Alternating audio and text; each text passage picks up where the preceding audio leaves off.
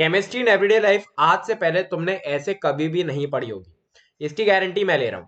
अब ये एक ऐसा चैप्टर है जो कि लास्ट का चैप्टर है और इससे 4 नंबर का क्वेश्चन आपका 100% आता ही आता है और मैं 10 मिनट के अंदर मात्र आपके 4 नंबर कंफर्म करा दूंगा।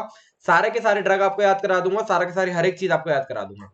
तो बिल्कुल ध्यान से मेरे संग बैठ जाओ, एक काम करके एक तो कॉपी और पेन लेके बैठ जाओ फटाफट से, ठीक है।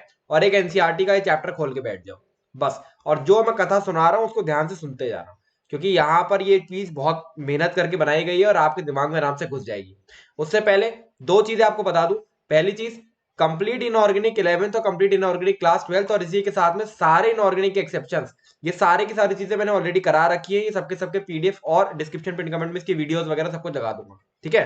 तो अगर आप कंप्लीट इनऑर्गेनिक करना चाहते हो, 11th और 12th की इनऑर्गेनिक बहुत ही आराम से 11 घंटे में करी जा सकती है। इतना टाइम तो नहीं है 6 तारीख वाले बच्चों के पास, लेकिन आगे आने वाले जो बच्चे हैं उनके पास समय है। तो आप कंप्लीट इनऑर्गेनिक यहां से कंप्लीट कर सकते हो, पहली चीज। दूसरी चीज, सारे के सारे मैंने जितने भी एक्सेप्शन हैं वो एक ही वन शॉट में करा रखे हैं। आप ये जरूर देख के चले आना 2x में, ठीक है। मात्र 45 मिनट्स में आपके सारे के सारे एक्सेप्शन एक बार में रिवाइज हो जाएंगे and there are 80 to 90% probability की सवाल जो है वो आपके एक्सेप्शन से ही पूछा जाता है, कहीं ना कहीं एक्सेप्शन में डाल दिया जाता है, ठीक है।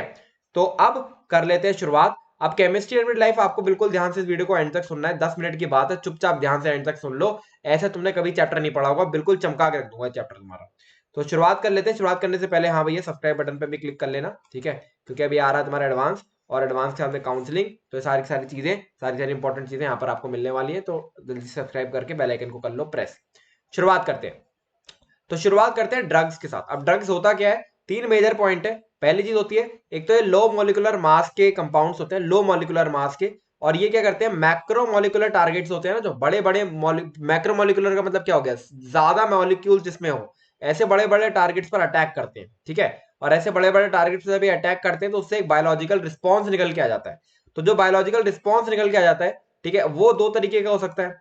या तो वो यूजफुल रिस्पॉन्स हो, ठीक है, और या फिर वो यूजफुल रिस्पॉन्स ना हो। अगर वो यूजफुल रिस्पॉन्स है भैया, तो ये ड्रग्स जो होते हैं फिर हम उनको मेडिसिन बोल देते हैं। और अगर वो यूजफुल रिस्पॉन्स नहीं है तो भैया उस ड्रग को हम लोग हार्मफुल बोल देते हैं, बहुत सिंपल, ठीक है। अब अगर मान लो वो यूजफुल रिस्पॉन्स है और उसको हम लोग मेडिसिन बोल रहे हैं, तो उस प्रोसेस को हम लोग कह देते हैं कीमोथेरेपी। बस कीमोथेरेपी, सिंपल सा प्रोसेस ये होता है। ड्रग का एक मेडिसिन की तरह यूज, एक अच्छी तरीके से यूज, कीमोथेरेपी हम बोल देते हैं, ठीक है। आगे बढ़ते हैं। अब ड्रग जो होता है वो हमारी बॉडी के अंदर एक्शन कैसे करता है, ठीक है। एंजाइम हमारी बॉडी के अंदर होती है, ड्रग जो होता है वो उस पर एक्शन किस प्रकार से करता है समझो। तो ड्रग हमारा दो तरीके से एक्शन करता है। पहली चीज होती है कॉम्पिटिटिव इनहिबिटर। अब जैसे मान लो ये आपका साइट है, ये आपका साइट है, ठीक है। तो यहां पर आकर एक सबस्ट्रेट हो सकता है, सबस्ट्रेट हो सकता है जो यहां पर आके फिट होगा, ठीक। अब ड्रग जो है अगर उस सबस्ट्रेट को हराना चाहता है तो क्या करता है, पहली चीज होती है कॉम्पिटिटिव इनहिबिटर, मतलब इस सबस्ट्रेट से पहले भाग के यहां पर पहुंच जाएगा, ठीक है। पहला तरीका तो ये है कि भैया इससे पहले आकर यहां पर पहुंच जाए तो सबस्ट्रेट लगने से, सबस्ट्रेट के लगने से साइट में उस चीज को बचा लेगा, ठीक है। अब सबस्ट्रेट कोई जाम हो सकता है, कोई हार्मफुल कंपाउंड हो सकता है जो कि साइट में लगना चाहता है, लेकिन कोई ड्रग को डाल के हम उसको ना लगने से बचा सकते हैं। तो पहला तरीका तो ये होगा कि ड्रग उसी शेप का ले लो जिस शेप का सबस्ट्रेट है, वो फटाफट से आके वहां पर फिट हो जाए। दूसरी चीज क्या हो सकती है, एलोस्ट्रोफिक साइट टाइप की एक चीज होती है, ड्रग नहीं, एलोस्ट्रोफिक साइट। अब एलोस्ट्रोफिक साइट क्या चीज होती है समझो। देखो जो आपका साइट था, ठीक है, जहां पर जाकर सबस्ट्रेट को लगना है, ठीक है, उसके नीचे एक छोटा सा गैप और होता है जिसको हम लोग कहते हैं एलोस्टेरिक साइट। अब ये जो एलोस्टेरिक साइट है, मान लो हमारा ड्रग यहां पे जाके लग गया, ठीक है। अब एलोस्टेरिक साइट पे जब ड्रग जाके लग जाएगा तो नीचे से फोर्स लगाएगा। तो जब ये नीचे से फोर्स लगाएगा तो ये वाला जो साइट इस प्रकार की है, उसका शेप चेंज हो गया।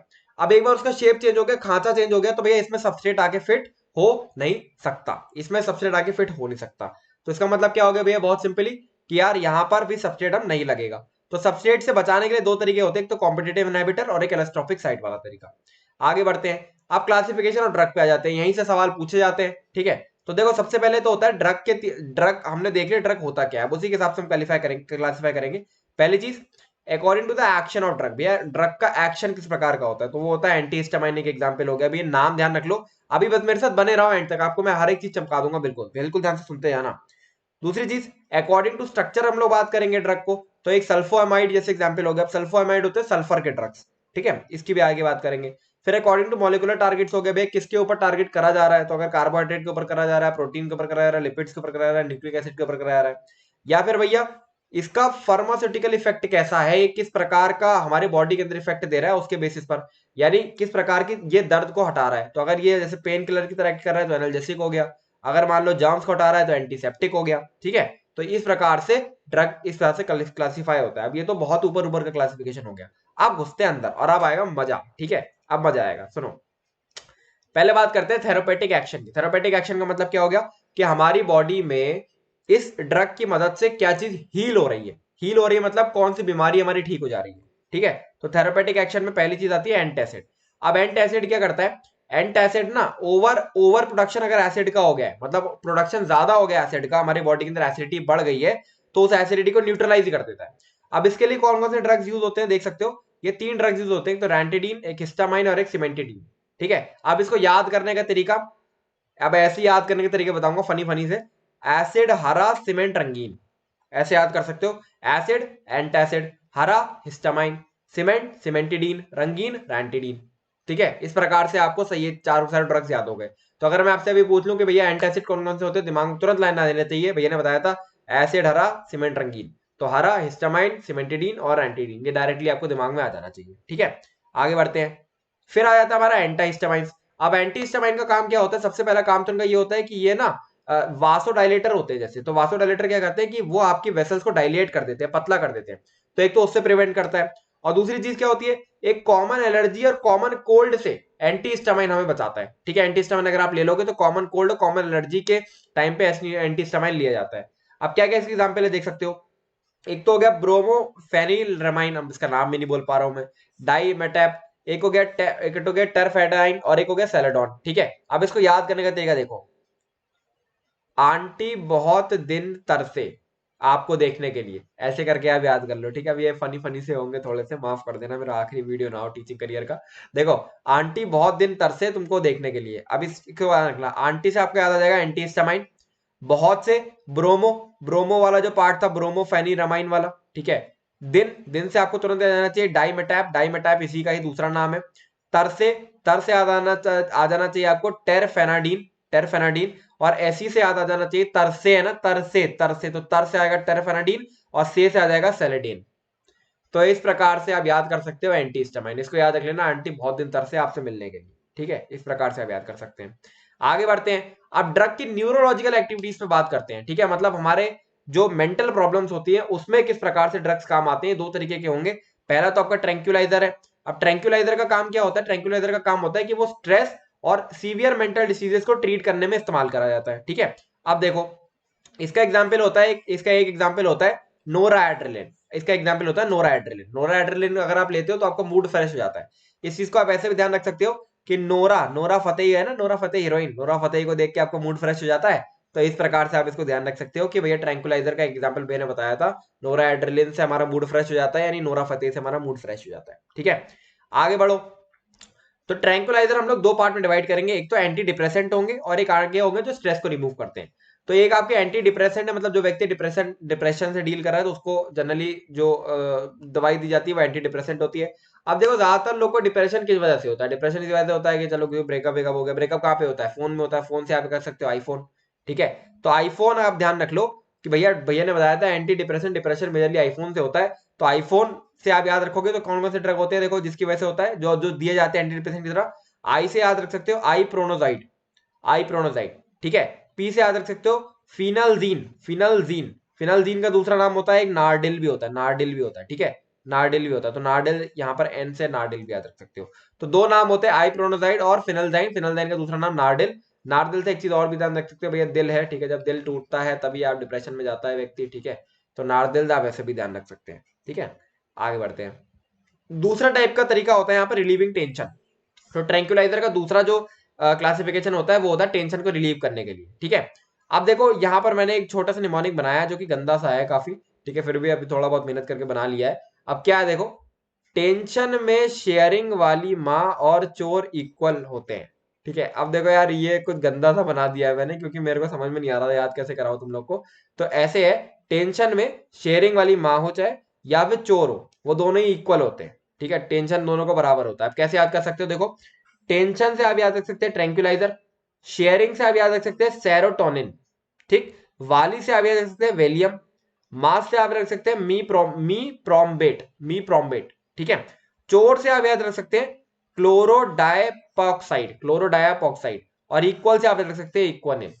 ठीक है। अब देखो एक बार ना ये निमोनिक्स पढ़ लो, अभी इसके बाद डायरेक्टली आप एनसीईआरटी रीडिंग लगाने जाओगे ना एक बार, ये सारे के सारे नाम एक बार आपको याद हो जाएंगे ये निमोनिक के साथ। ठीक है, तो एक बार ये निमोनिक बस याद कर लो। टेंशन में शेयरिंग वाली माँ और चोर एक बराबर होते हैं। ठीक है, शेयरिंग वाली माँ पता नहीं क्या होती है। चलो अब आगे बढ़ते हैं एनाल्जेसिक्स की तरफ। अब एनाल्जेसिक्स का काम क्या होता है कि वो आपके पेन को रिमूव करने के लिए हेल्प करते हैं। अब पेन दो तरीके के हो सकते हैं, एक तो अच्छा पेन को रिमूव करने के लिए दो तरीके के एक्शन होता है एनाल्जेसिक्स का। एक तो एनाल्जेसिक होते हैं जो कि होते हैं नॉन नार्कोटिक। नॉन नार्कोटिक मतलब ये नॉन एडिक्टिव होते हैं, इनका एडिक्शन नहीं लगता है। और एक होते हैं आपके नार्कोटिक जिनका एडिक्शन लग जाता है। अब देखो इनको मैंने याद कैसे कराया तुम्हें। एक तो होते हैं नॉन नार्कोटिक जो होते हैं नॉन एडिक्टिव, तो ये तीन तरीके के होते हैं, एक तो एस्पिरिन और एक पैरासीटामोल। ठीक है, इसको याद करने का तरीका देख लो, सिंपल सा है। कभी सुना है कोई एस्पायरेंट को पैरासीटामोल से नशा, कोई एस्पायरेंट पैरासीटामोल के नशे करता है? तो ये स्टेटमेंट से आप याद रख सकते हो। कभी सुना है कोई एस्पायरेंट, एस्पायरेंट से क्या याद रखोगे? एस्पायरिन, एस्पायरिन। ठीक है, एस्पायरिन पहला ड्रग आप याद रखोगे एस्पायरिन। कोई एस्पायरेंट पैरासीटामोल के नशे करता है, तो पैरासीटामोल हो गया आपका दूसरा ड्रग जो कि एंटीसेप्टिक है और नॉन नार्कोटिक है। नशे करता है तो आप समझ सकते हो कि भैया नशे यहाँ पर नहीं होते हैं। ठीक है, यानी ये नॉन नार्कोटिक है, यानी यहां से कोई भी एडिक्शन आपको नहीं लगता है, नॉन एडिक्टिव है। ठीक है, तो ये लाइन आप याद रखना, कभी सुना है कोई एस्पायरेंट पैरासीटामोल के नशे करता है? ठीक है, आगे बढ़ते हैं। फिर आ जाते हैं दूसरे आपके आ जाते हैं जो आपके एनाल्जेसिक्स हैं, वो आ जाते हैं नार्कोटिक जो कि होते हैं आपके एडिक्टिव। ठीक है, एडिक्टिव मतलब इनका एडिक्शन लगता है। तो यहां पर होते हैं मोर्फिन, हीरोइन और कोडीन। ठीक है, तो अब देखो इसको याद करने का तरीका मैंने बहुत सिंपल सा बनाया था। मोर करे हीरोइन के नशे। ठीक है, मोर करे हीरोइन के नशे, तो मोर से आप याद रख सकते हो मॉर्फिन हो गया एक, करे से कोडीन हो गया, हीरोइन हो गया, हीरोइन तो आपको पता ही कॉमन सा ड्रग है, हीरोइन हो गया एक। ठीक है, तो ये तीन आपके ड्रग्स होते हैं जो कि आपके एनाल्जेसिक की तरह काम करते हैं, बट दे आर एडिक्टिव। ठीक है, चलो अब आगे बढ़ते हैं। आगे बढ़ जाते हैं एंटी माइक्रोबियल्स की तरफ। अब एंटी माइक्रोबियल्स क्या होते हैं? ये कि माइक्रो ऑर्गेनिज्म से प्रोड्यूस करे जाते हैं, और माइक्रो ऑर्गेनिज्म से प्रोड्यूस करने के बाद ये इन्फेक्शंस होते हैं ना जैसे, उसको ट्रीटमेंट के लिए उसके यूज होते हैं। तो यानी दूसरे माइक्रो ऑर्गेनिजम्स को किल करने के लिए यूज होते हैं मेजरली। तो पहला आ गया आपका एंटीबायोटिक। ठीक है, अब एंटीबायोटिक का ट्रीटमेंट ऑफ इन्फेक्शन के लिए यूज होता है। ये माइक्रो ऑर्गेनिज्म के द्वारा ही ग्रो करे जाते हैं और हार्मफुल माइक्रो ऑर्गेनिज्म को किल करते हैं। ठीक, अच्छा, ये दो तरीके के होते हैं। एक तो होता है बैक्टीरियोसाइडियल। अब बैक्टीरियोसाइडल का मतलब क्या होगा? साइडल का मतलब हो गया किलिंग इफेक्ट है इनका। और दूसरे होते हैं बैक्टीरियोस्टेटिक। अब बैक्टीरियोसाइडल क्या होता है कि ये तुरंत के तुरंत ही जो आपका माइक्रो ऑर्गेनिज्म है उसको किल कर देंगे। और दूसरे है बैक्टीरियोस्टैटिक। अब स्टैटिक मतलब क्या होता है? एक जगह मतलब स्टे करने वाले। तो स्टैटिक वाले जो होंगे ना वो धीरे धीरे किल करते हैं, मतलब वो आपकी बॉडी में रहते हैं बट वो बहुत टाइम बाद उस चीज को धीरे धीरे धीरे धीरे आपके micro organism, harmful micro organism को मारेंगे। तो दो तरीके के हमारे ये रहते हैं। आप देखो इनके एग्जाम्पल कैसे याद कर सकते हो। पहले तो एक निमोनिक मैंने बनाया था, ओफो अमन की पेंसिल तो किलर है। अब कौन से पेंसिल की मैं बात कर रहा हूँ वो भूल जाओ, ये याद रखो ओफो अमन की पेंसिल तो किलर है। इससे कैसे याद कर सकते हो? ओ से आपका हो गया ऑफ्लो एक्सिन। ऑफ्लो एक्सिन एक प्रकार का आपका ड्रग हो गया जो एंटीबायोटिक होता है। और आपका क्या होता है? और आपका क्या होता है?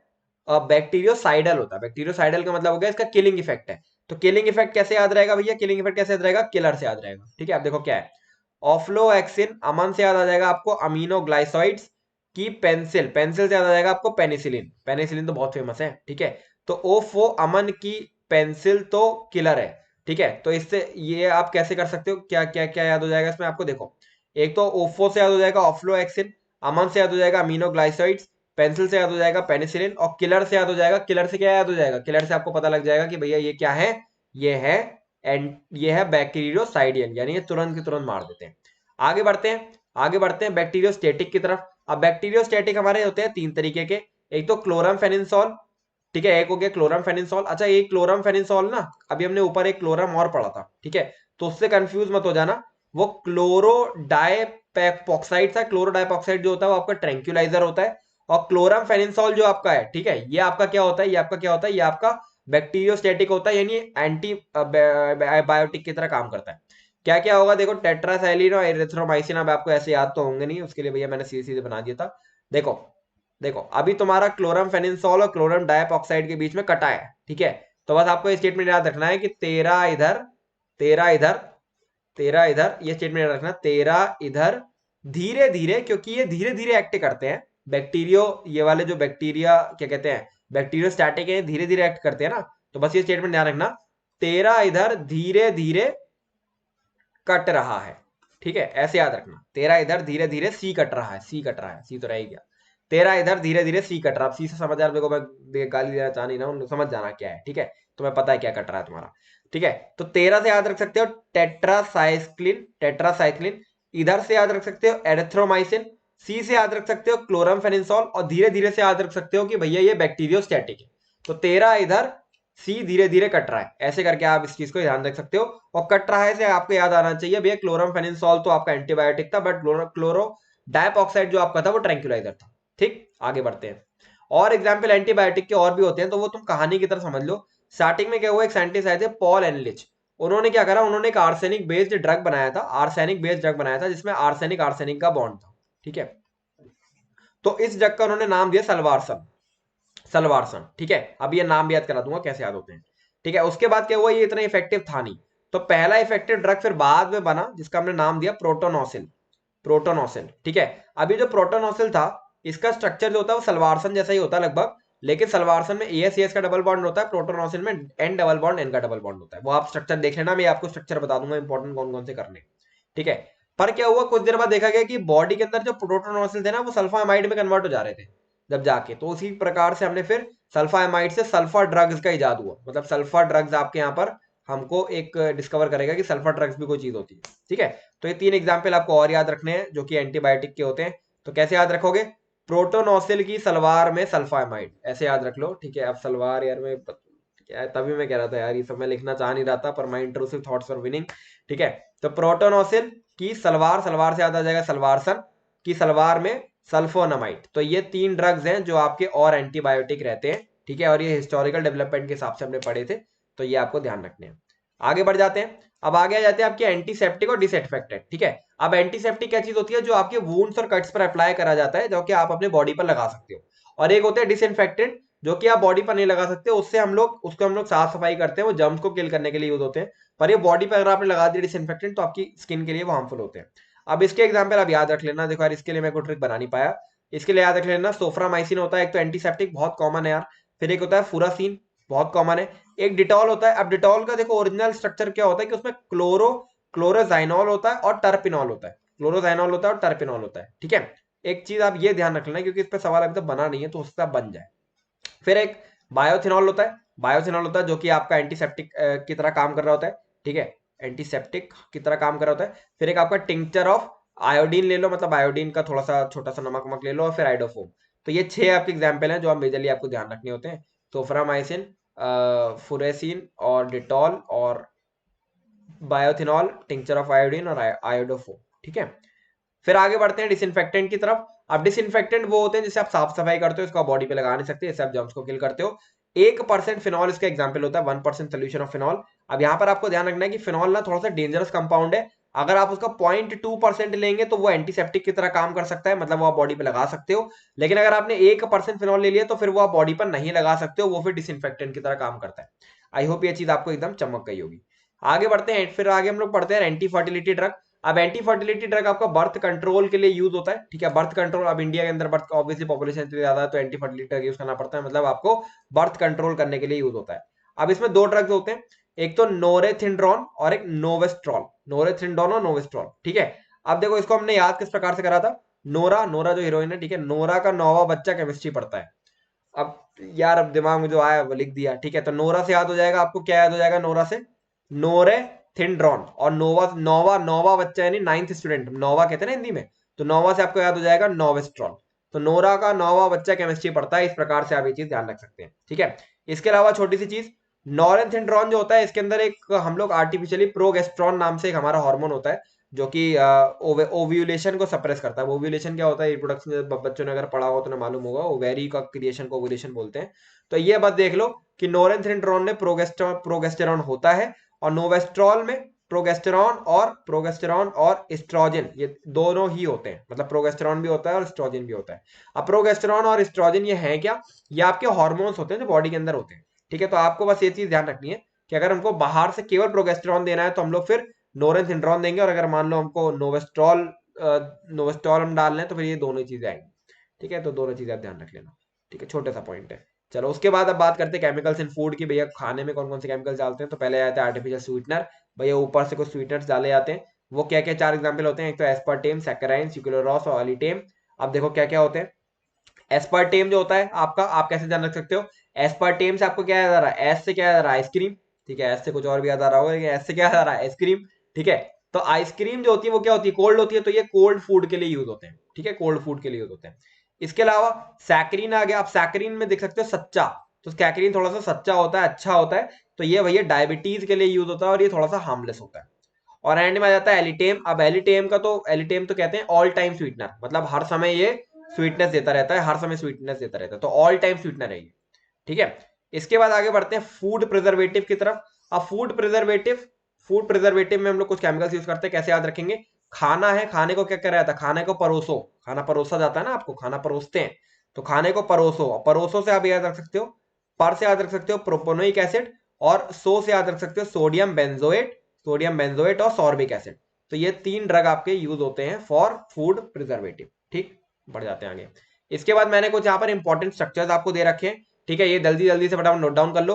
पेज नंबर 451 पे हिस्टामाइन का, 452 पे क्लोरोडाइपेप्टाइड का जो कि ट्रैंक्विलाइजर था हमारा, 454 पे प्रोटोन ऑसिलोसल्वारसन का, और 455 पे पेनिसिलिन क्लोराम्फेनिसोल का। ये स्ट्रक्चर आप जरूर देख के चले आना, इसमें से मोस्ट इंपॉर्टेंट पेनिसिलिन और क्लोराम्फेनिसोल का पिछले कुछ सालों में पूछा गया है, इसका स्ट्रक्चर आप जरूर देख के चले आना, इसमें कायरल कार्बन वगैरह काउंट करके चले आना, नाइट्रोजन कितने, ऑक्सीजन कितने, सब काउंट करके चले आना, ठीक है। अब आगे बढ़ते हैं, डिटर्जेंट की तरफ बढ़ते हैं, लास्ट में लास्ट टॉपिक हमारा। तो डिटर्जेंट हमारे 3 प्रकार के हमको मिलते हैं, एक तो कैटाइनिक होता है, एनाइनिक होता है, नॉन आइनिक होता है। अब कैटाइनिक का एग्जांपल देखो, एक होता है ये गंदा सा सेट्राइल ट्राइल मिथाइल अमोनियम ब्रोमाइड। कैसे याद रखोगे, कैटाइनिक है तो कैटाइनिक का कैट ले लो, कैट ले लो, कैट, कैट से याद रख सकते हो, कैट को खोलोगे तो सी से हो गया सीटाइल ट्राइमिथाइल, ए से हो गया अमोनियम, और टी से चलो ब्रोमाइड ले लो भाई, अब क्या करें, अब इतना इतना तो नहीं बना पाए, ठीक है। थ्री से ब्रोमाइड ले लो, तो सिट्राइल अमोनियम ब्रोमाइड, ये आपका होता है कैटाइनिक। एनाइनिक में यूज होते हैं हम लोग को सोडियम लॉरल सल्फेट। अब इसके लिए मुझे माफ कर देना, मैं पहले माफी चाहता हूँ, मेरा भैया मैं मीम बहुत देखता हूँ, तो मेरे को एक ही चीज याद आ रही थी, लॉरल का आयनिक। अब लॉरल का आयनिक समझ जाओ, वो चचा है ना चश्मा पहन के निकलते हैं, अरे भाई लॉरल का सरकार है, लॉरल बोला है मैंने, ठीक है। तो लॉरल का आयनिक से आप इस चीज को ध्यान रख सकते हैं, ठीक। और इसके अलावा नॉन आयनिक का एग्जाम्पल आप देख लेना, वो वैसे एग्जाम्पल इतना इंपॉर्टेंट है भी नहीं। तो आई होप ये चैप्टर आपका कंप्लीटली खत्म हो चुका है, ठीक है। हमने उड़ा दिया है चैप्टर बहुत तेजी में। फटाफट से आपको क्या करना है, एनसीईआरटी खोलनी है, एनसीईआरटी खोलनी है, और एक बार जो ड्रग के स्ट्रक्चर आपको बोले थे वो सारे सारे ड्रग के स्ट्रक्चर देख लेना, और जो कुछ भी मैंने निमोनिक्स बताए वो कॉपी में नोट डाउन कर लेना, फालतू में पढ़ लेना, और इसके बाद चैनल सब्सक्राइब करके बेल आइकन को प्रेस कर लेना, और अगर चैप्टर कंप्लीट कर लिया तो डिस्क्रिप्शन और कमेंट सेक्शन में बता देना ओपी भैया, ठीक है। चलो, this is all from my side, संगल बॉरी साइनिंग ऑफ।